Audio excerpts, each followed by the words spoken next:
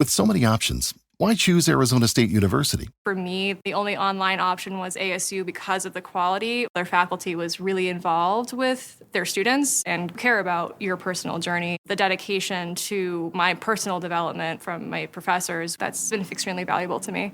Earn your degree from the nation's most innovative university. Online. That's a degree better. Explore more than 300 undergraduate, graduate, and certificate programs at asuonline.asu.edu. This is your before and after story. Instead of imagining a rewarding career in medical imaging, Southeastern College can actually take you there. Prepare for a career in ultrasound, radiology, and X-ray technology. With hands-on specialized training, simulations, and real-life experience with the latest imaging technology, you'll be ready to play a vital role on any healthcare team. Transform your life by helping others. Southeastern College. Your future is bright. Visit scc.edu to get started. Welcome back to our deep dive. You know, it's really easy to picture historically black colleges and universities, HBCUs, as maybe something from the mid-20th century or perhaps the civil rights era. But the truth is, the roots go much, much deeper. We're talking about dozens and dozens of these vital institutions founded before 1950. Some stretch back well over 150 years. It's an incredible history, and when you think about the context, severe segregation, outright hostility in many cases, founding a college was, a monumental act. Absolutely. It wasn't just about classrooms and books. It was about self-determination, about carving out a space for opportunity where society was actively trying to deny it. Exactly. So this deep dive, it's really about exploring those origins. What were the initial missions? Who were the people driving this? It's fundamental to understanding the fight for educational equity in America. Right. So if you've ever wondered about the evolution of higher education in the U.S., or maybe the specifics of how these particular institutions battled for existence and impact, well, you're definitely in the right place. We've been digging through historical records, summaries, all sorts of accounts detailing HBCU foundations between roughly 1837 and 1950. It's a huge amount of information, really fascinating stuff. It really is. And our mission today, our goal, is to sort of unpack that. We want to uncover the diverse beginnings, the unique goals, those pivotal early years for a whole slew of these schools, and give you a real sense of this landscape. Sounds good. It's a rich story to tell. Okay, let's jump in. Where do we even begin? We have to start with the real pioneers, right? The ones established even before the Civil War. Absolutely. That period, say 1837 up to 1865, it's foundational. And what's really striking is that even before emancipation, you see these seeds being planted, often a mix of philanthropy and sheer aspiration from the Black community itself. So first up has to be Cheyney University, Pennsylvania, 1837. Just think about that date for a second. Yeah, it's decades before the war. Decades. It's recognized as the very first institution of higher learning for African Americans in the U.S. It owes its existence to a Quaker philanthropist, Richard Humphreys. He saw the need, left money in his will specifically for this purpose. Right. And it started as the African Institute, then became the Institute for Colored Youth. The name changed over time, but that core idea was there from day one. What strikes me there, too, is the role of someone like Humphreys, a white philanthropist. It points to some level of collaboration, or at least shared understanding of the injustice, even that early on. It does, though we have to be careful not to overstate it given the times. But yes, individuals like Humphreys using their resources created openings where basically none existed. It thinks that those early, often overlooked cross-racial efforts. Okay, moving forward a bit, 1854, Lincoln University, also in Pennsylvania. This one marks another major milestone. The first degree granting HBCU. Exactly. Founded by Presbyterian ministers John Miller Dickey and Sarah Emlyn Cresson. Their goal was higher education, specifically liberal arts and sciences, for young Black men. It wasn't just basic skills. It was aiming higher. That's a critical distinction. Moving to degree-granting status shows a shift, right? It's not just about literacy anymore. It's about developing intellectual leadership, providing an education on par with what was available to white students. A clear step up in ambition. Then, just 2 years later, 1856, we get Wilberforce University in Ohio. Wilberforce. Really significant. Why is that? What makes it stand out? Well, it's the oldest private HBCU continuously owned and operated by African Americans. That's key. It was a joint venture initially between the AME Church, the African Methodist Episcopal Church, and the Methodist Episcopal Church, but the AME Church took full control later. And named after William Wilberforce, the British abolitionist. Right. And its initial focus was classical education and teacher training. That tells you a lot about the priorities, intellectual rigor, plus building the capacity to educate their own. That AME church connection seems vital. Owning and operating meant they could really shape the curriculum, the environment, make it relevant. Absolutely. Agency was huge. And that focus on teacher training pops up again and again. It was about building the infrastructure for education from within the community. Okay, 1857 takes us west of the Mississippi, Harrisville State University. Yeah, in St. Louis. Its origins are a bit different. How so? It was started by the St. Louis Public Schools as a normal school, basically, a teacher training school. And it was the first public teacher education institution west of the Mississippi. Now, it wasn't exclusively for African Americans initially, but it played a crucial role. So a public entity involved early on. That's interesting. It suggests some recognition, at least in St. Louis, of the need for trained teachers across the board. It does, and it shows this push for educational infrastructure wasn't just an East Coast thing. The question, of course, is how accessible it truly was for Black educators at the very start. Right. Then we get to the Civil War years. 1862, the beginnings of Lemoyne-Owen College in Memphis. Yes, started as Lincoln Chapel, an elementary school initially. Founded by the American Missionary Association, the AMA, their goal was pretty direct: educate freedmen and runaway slaves during the war. The AMA was incredibly active in the South, especially during and right after the war. They established hundreds of schools. For Lemoyne-Owen, starting as an elementary school and evolving into higher ed shows that trajectory of meeting immediate needs and then building upwards. You can really see the direct link there. Yeah. The fight for freedom and then immediately the pursuit of education. It was fundamental. Knowledge was power, literally. Okay, so that takes us to 1865, the end of the Civil War. And suddenly, boom, a huge surge in the founding of HBCUs. Why then? What changed so dramatically? Well, emancipation is the obvious answer. Millions of people were newly free, and the thirst for education was overwhelming. After generations of being denied learning, it was seen as absolutely essential for, well, everything: self-determination, economic survival, participating in civic life. It was a powerful expression of freedom. Makes perfect sense. So who's leading this 1865 wave? Let's start with Bowie State University in Maryland. It's the state's oldest HBCU, and actually one of the 10 oldest in the whole country. And how did it start? As the Baltimore Normal School, again, that focus on teacher training. You see the pattern. Maryland needed Black teachers for its Black schools, and Bowie State stepped into that role right away. That teacher training focus. Mm-hmm.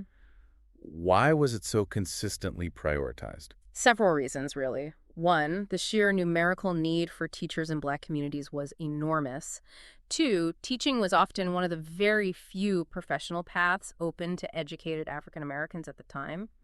And maybe most importantly, training their own teachers meant communities could ensure education was culturally relevant, fostering pride, not just academics. Control over the narrative, in a way. Absolutely. Also in 1865, we have the roots of Clark Atlanta University. Now, the university itself formed from a merger later on, but the parent institution started here. Right. Atlanta University and Clark College, both trace back to 1865. And Atlanta University is particularly notable, isn't it? Yes, it was the first HBCU to award graduate degrees to African Americans. That's significant. Clark College, meanwhile, was founded by the Freedmen's Aid Society, focusing more on the undergraduate level. So right from 1865 in Atlanta, you have one institution aiming for graduate-level scholarship and another focused on undergraduate access. What does that tell us?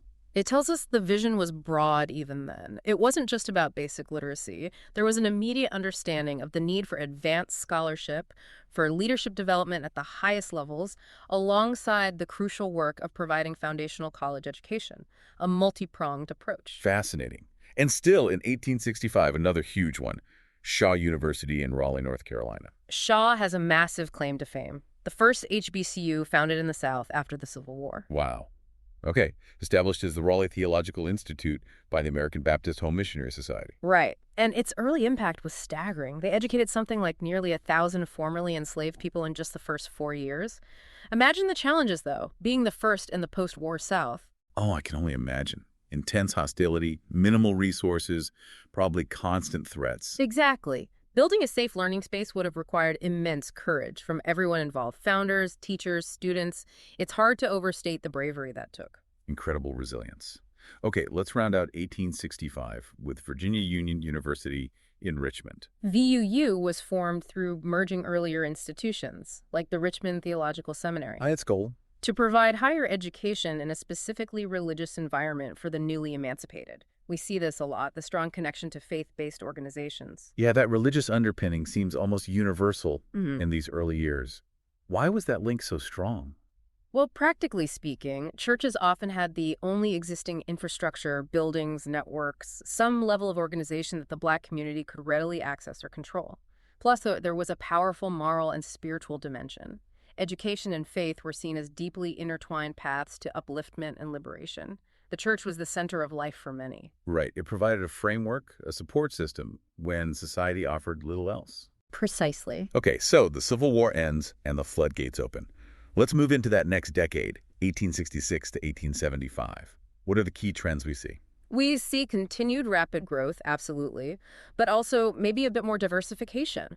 Institutions are solidifying, expanding beyond just teacher training or theology, forging distinct identities. Makes sense. Let's look at 1866, Edward Waters University in Florida. Founded by the AME Church. It holds the title of Florida's first HBCU. Specifically created to educate freedmen and their children. And that AME affiliation continues right to this day. It really highlights the long-term commitment of denominations like the AME Church. They weren't just starting schools, they were investing for generations. It provided stability and a guiding ethos. Also, 1866, very famous name, Fisk University in Nashville. Ah, Fisk, yes. Established to educate newly freed slaves, named for General Clinton B. Fisk of the Freedmen's Bureau. And it developed into a top-tier liberal arts institution. But everyone knows Fisk because of Fisk Jubilee Singers. Exactly. Their story is incredible in its own right. How important were groups like the Jubilee Singers for these early schools? Was it just about music? Oh, it was far more than just music. They were absolutely critical for fundraising. They toured the U.S. and Europe, raising enormous sums, essentially saving Fisk and other institutions from financial collapse. But they were also cultural ambassadors. How so? They introduced white audiences nationally and internationally to the dignity and artistry of Black spirituals and music. They challenged racist stereotypes and raised awareness about the very existence and purpose of these new colleges. They were powerful advocates. Wow. Fundraising, ambassadorship, cultural preservation, all through music. That's amazing. It really is. Okay, another 1866 founding, this one with a unique origin story. Lincoln University in Missouri. Yes, this one is remarkable. Founded primarily by African-American soldiers, veterans from the 62nd and 65th United States Colored Infantries of the Civil War. Soldiers pooling their money to start a school. Exactly. They started it as the Lincoln Institute. It's just an incredible example of self-reliance and foresight. These men had fought for freedom, and then they immediately turned their attention to securing the intellectual tools needed to live as free citizens. That says so much about their understanding of what freedom truly meant. It wasn't just the absence of chains. Not at all. It was about empowerment, knowledge, opportunity. Their actions speak volumes. Also, 1866, down in Mississippi, we have Rust College. Right. Founded in Holly Springs. Interestingly, it was initially chartered as Shaw University. Wait, another Shaw University? Yes, that caused some confusion, understandably. It was later renamed to honor Reverend Richard S. Rust, a prominent figure in the Freedmen's Aid Society. But it's one of the oldest HBCUs in Mississippi. Why the name changes and overlaps? Was it common? It happened reasonably often in the early days. There was a relatively small pool of widely recognized names, abolitionists, supporters, religious leaders, that founders wanted to honor. As institutions grew, got new benefactors, or just wanted a unique identity, names would change. It was part of the evolution. Okay, 1867. This year seems incredibly busy for HBCU foundations. Just an explosion. It really was. Reconstruction was underway, and the push for education was intense. Let's start with Alabama State University. Its beginnings sound incredibly humble. Almost unbelievably so. Started in Marion, Alabama as the Lincoln Normal School, founded by 9 formerly enslaved men, known today as the Marion Nine. And how did they fund it? They raised just $500. That's it. An initial $500 pooled together by these 9 men to start a school. It's just a stunning example of grassroots determination. Absolutely inspiring. The commitment is just, wow. Yeah. Also, 1867, Barber Scotia College in North Carolina. Yes, formed eventually from the merger of Scotia Seminary and Barber Memorial College, established by the Presbyterian Church. And its initial focus was specific, right? Yes, initially it was focused on educating African American women, training women teachers, leaders for the community.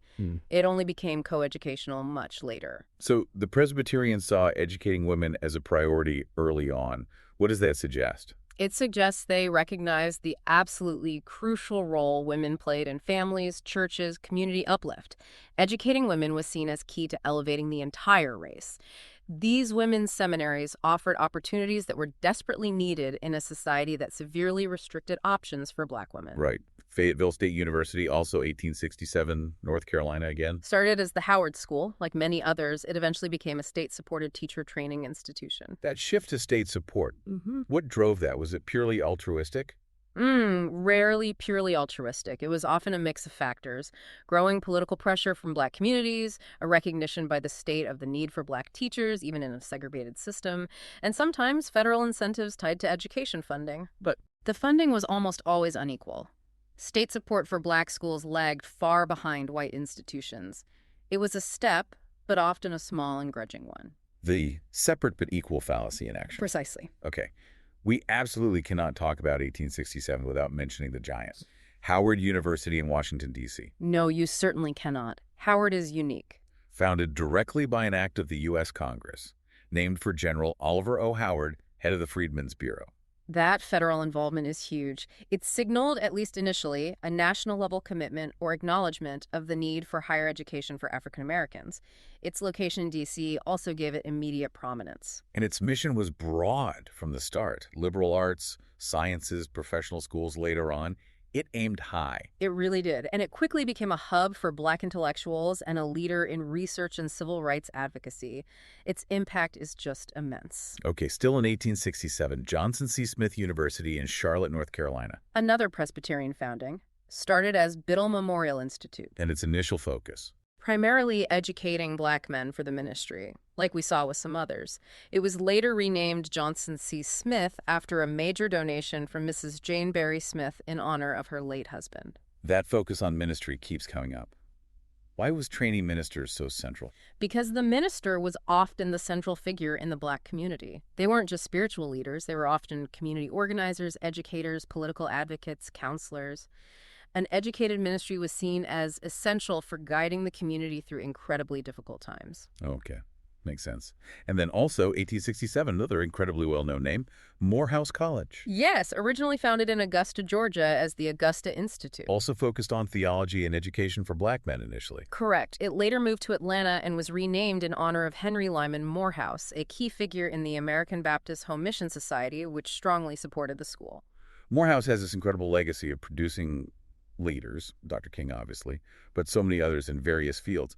What do you think is the key to that enduring legacy? That's the million-dollar question, isn't it? I think it's a combination of things. A rigorous academic environment, yes, but also a profound emphasis on character, leadership, service, and frankly, instilling a sense of responsibility to uplift the race.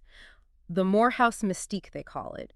It's about fostering excellence and social consciousness in Black men. A powerful combination. Yeah. Okay, still in 1867, Morgan State University in Baltimore. Started as the Centenary Biblical Institute. By the Methodist Episcopal Church, again with that initial goal of training ministers. Yes. It later became Morgan College, and then eventually Morgan State University, a public institution.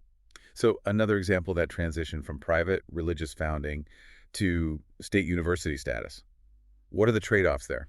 Well, the big advantage of becoming public is usually more stable funding from the state, potentially lower tuition, making it more accessible. The potential downside can be less autonomy, more state bureaucracy, maybe political pressures that could dilute its specific mission or focus on the Black community. It's often a complex calculation for these institutions. I can see that. Also, 1867, St. Augustine's University in Raleigh. Founded by the Episcopal Church. Their stated mission was very direct: educate freed slaves. Simple as that. Another example of sustained commitment from a religious denomination. Absolutely. These church affiliations provided not just money, but a moral compass and a supportive community structure. And one more for 1867 Talladega College in Alabama. Talladega has a powerful founding story, too. Established by two former slaves, William Savory and Thomas Tarrant, with support from the American Missionary Association. Founded by formerly enslaved men themselves. Yes, it's Alabama's oldest private HBCU. That act of formerly enslaved individuals founding a college, it just speaks volumes about their belief in education as the path forward. It's profoundly moving. Truly. Okay, let's move into 1868, Hampton University in Virginia. Known initially as Hampton Normal and Agricultural Institute. Founded by General Samuel Chapman Armstrong. And the name suggests its focus. Exactly. A dual focus on teacher, normal training, and practical vocational skills, agriculture, trades. This reflected Armstrong's particular educational philosophy, often called the Hampton model. We'll be back after a quick break. Hey there. Welcome to Good Advice Giver. First, we want to start by saying a massive thank you for tuning in today.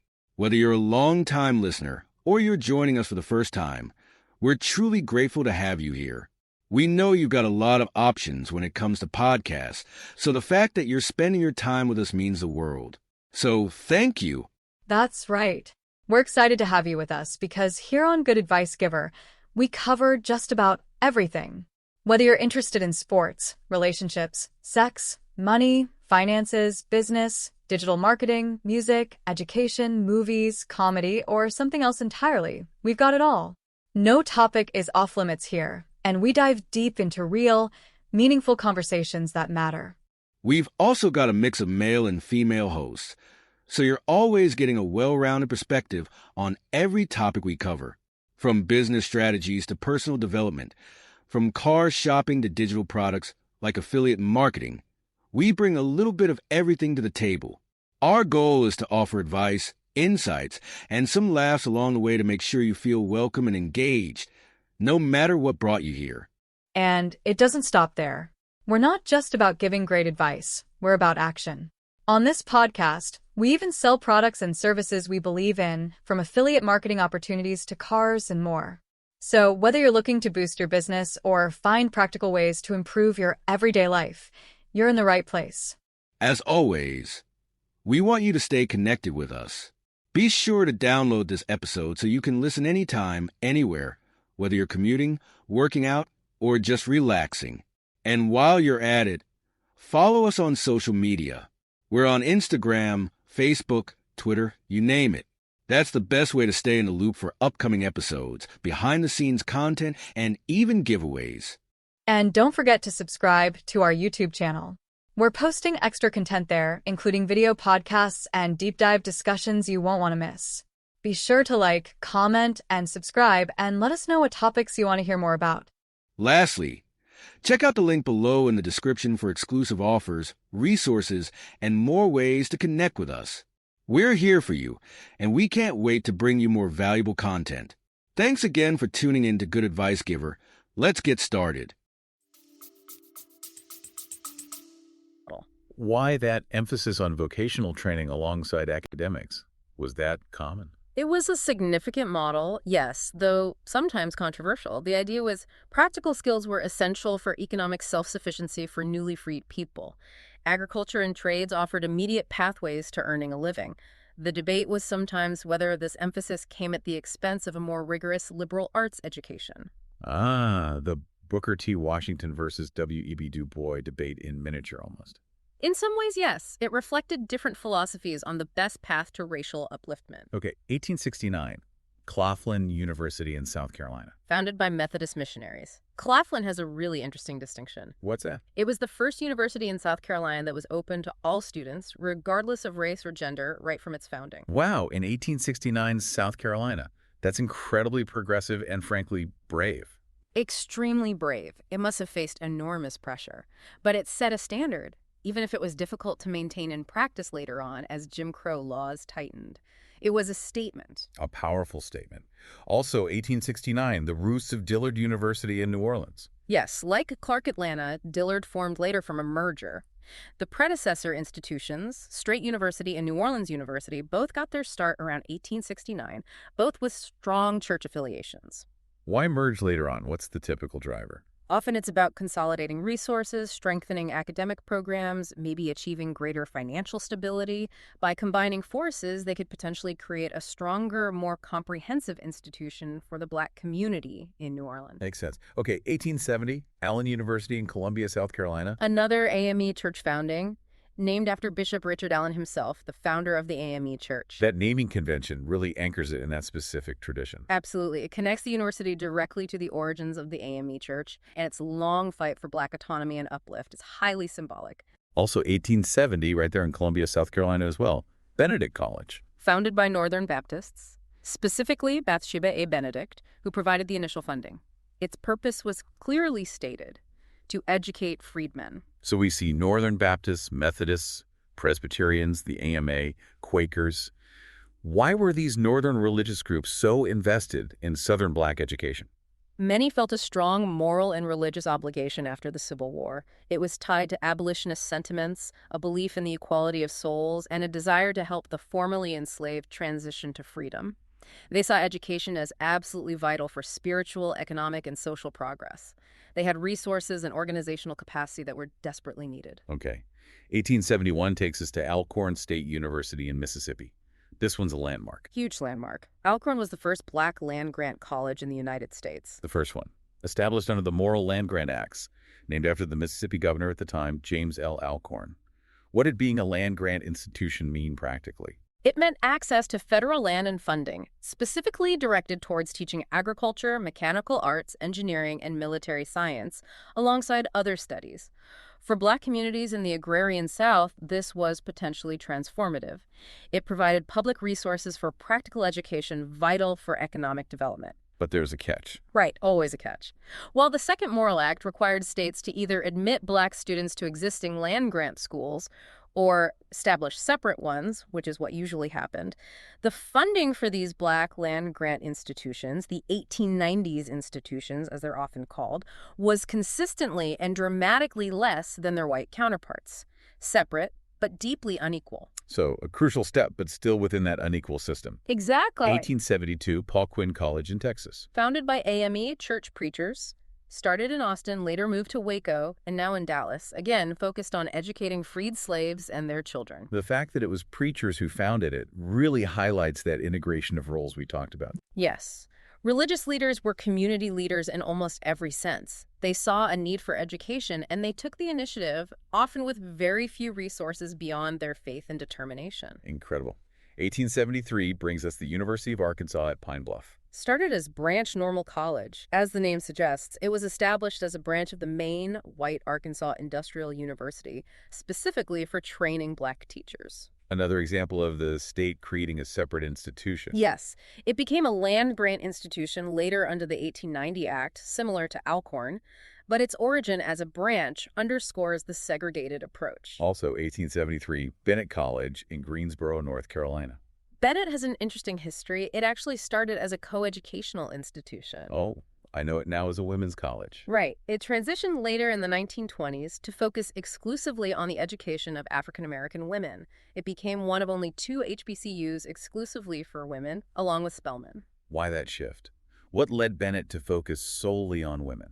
It likely reflected a specific vision about the need for a dedicated space to cultivate the leadership and intellectual potential of Black women.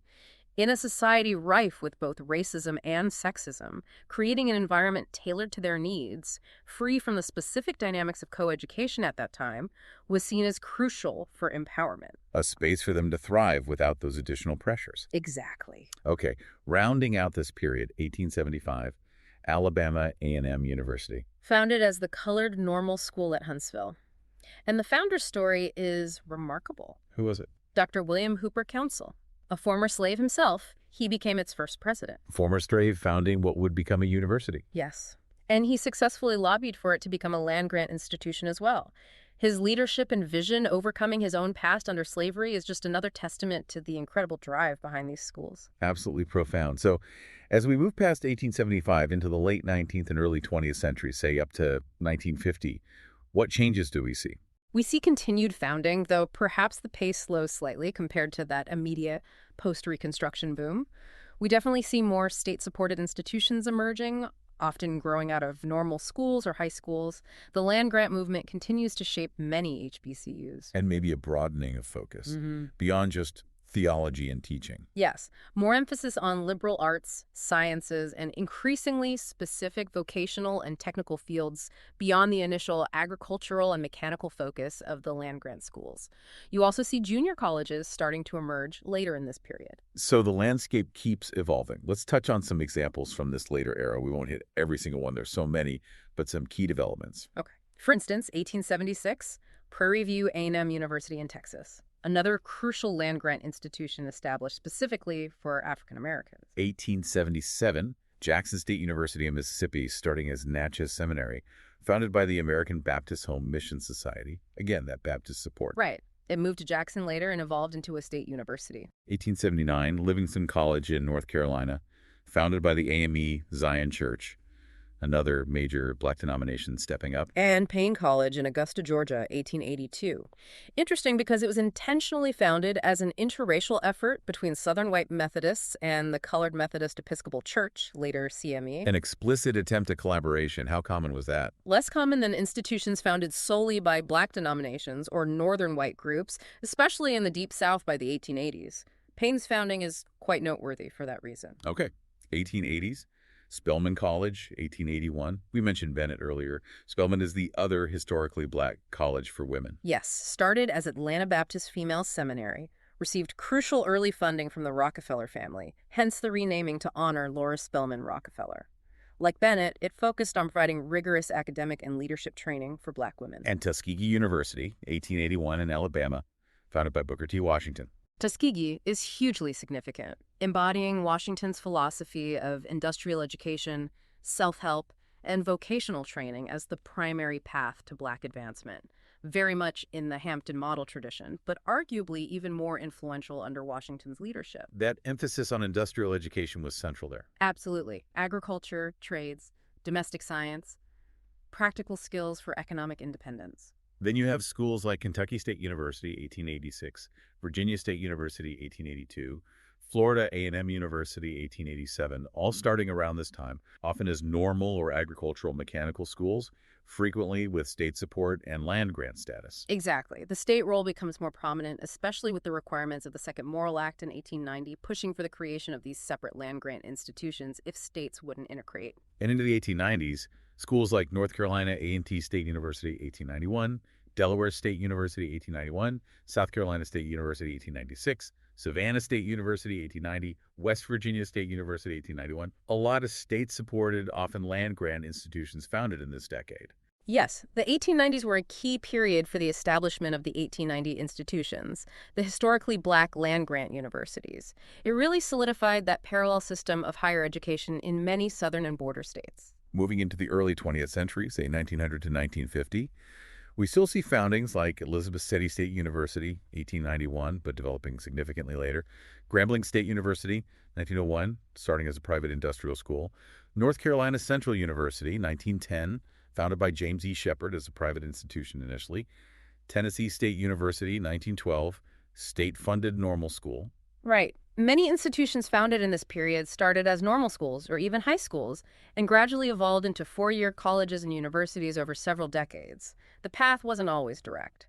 And you also start seeing some junior colleges emerge that later gain HBCU status, focusing often on vocational or technical training, like Coahoma Community College, 1949, or Gadsden State Community College's Valley Street campus, 1935 origin. Exactly. The landscape becomes more diverse, with different types of institutions serving different needs within the community, from two-year technical programs up to graduate and professional schools at the larger universities. It's just an incredible sweep of history.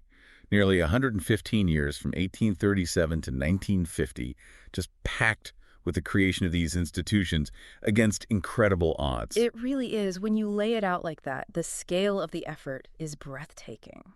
So looking back over this whole deep dive, all these foundings, these stories, what are the big takeaways for you? What really stands out? I think first, the sheer resilience and the unwavering belief in education within the Black community itself. from formerly enslaved individuals pooling pennies to soldiers founding schools to established churches, making it a central mission that internal drive is the core story. Yeah. Second, the absolutely critical role of allies and institutions, religious denominations, both black and white, philanthropists, the federal government, however inconsistently, in providing resources and legitimacy when they were desperately needed. Right. It was often a combination of internal drive and external support. And third, the diversity of missions. Yes, teacher training and theology were crucial early on, but it quickly expanded to liberal arts, sciences, agriculture, trades, graduate studies, women's education. It was about building a comprehensive educational ecosystem. That diversity is key. It wasn't monolithic. And for you listening to this, maybe the aha moment is just realizing the depth and breadth of this history. It's not just a handful of famous names. It's a vast network built over generations, often in the face of unimaginable adversity. Absolutely. And understanding that history is crucial for appreciating the legacy. These institutions weren't just schools. They were incubators of leadership, engines of social mobility, preservers of culture, and vital centers for the civil rights movement and beyond. Their contribution to American society is profound. It truly is. Their continued existence and importance today is a direct link back to those founding principles. So, maybe the thought to leave you with is this. Considering these origins, born from struggle but fueled by an incredible vision for a better future through education, what does the continuing story of HBCUs tell us about the enduring power of knowledge and the ongoing work needed to achieve true equity in our society today? And how might the lessons from their founding inform how we think about access and opportunity in higher education for all students now? Powerful questions to ponder. Their history is not just history, it's a living legacy with lessons for today. Today is your lucky day. Today is the day that our $3 website works for you, paying you directly to your PayPal daily. Imagine $3 ongoing continuous payments to your PayPal account. Imagine falling asleep and waking up to $300 in your PayPal account. How would this make you feel? How could this help you? What bills could you pay? What kind of fun could you have? What does that retirement look like now? All for a one-time payment of $3. This website is DFY done for you, fully built and completely hosted, and never stops collecting payments for you. You have spent $3 on coffee on a regular, but that coffee won't help you create multiple streams of income. Click the link below.